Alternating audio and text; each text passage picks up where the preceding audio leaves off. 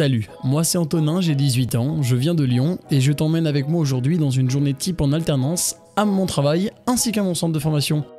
Mes journées au CFA commencent généralement par une petite demi-heure de déplacement en moto. Une fois arrivé, c'est parti pour 4 heures de pratique. Le véhicule ne démarre plus et il m'a mis le seul indice qu'il m'a donné, c'est comme quoi c'était un problème électrique.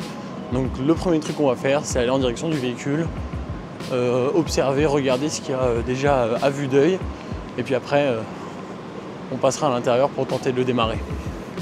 Donc nous sommes mis du coup sur une 106. Du coup j'observe un peu ce que j'ai. Je vois rien de débranché. Rien qui me paraît étrange.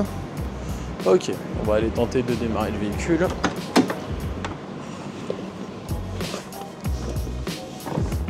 Après avoir fait le tour du véhicule, ce que je fais, c'est que je vais regarder un peu comment il réagit et ce qui se passe.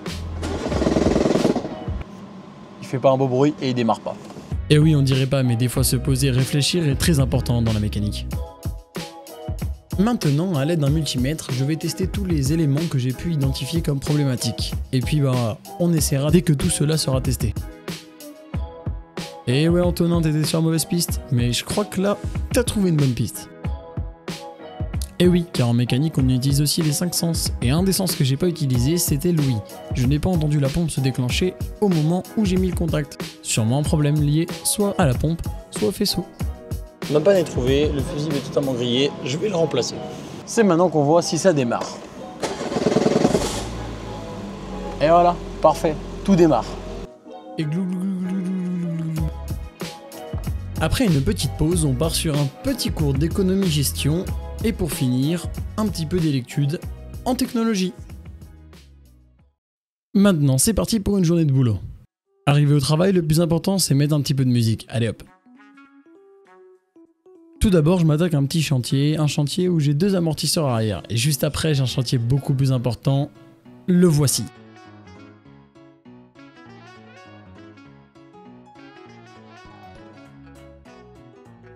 Après avoir changé les pistons, on s'assure que la culasse est en bon état. Et voilà, le moteur est enfin remonté, prêt à être remis dans la voiture. Beaucoup de personnes m'ont demandé pourquoi j'ai fait une alternance en maintenance des véhicules automobiles. Et bah tout simplement, avec toutes les images que vous voyez derrière, voici mon train de vie.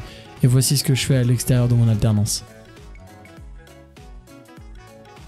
L'automobile reste avant tout quand même une énorme famille où on arrive à tous se retrouver, à parler de nos passions et parler des projets qu'on a envie de faire.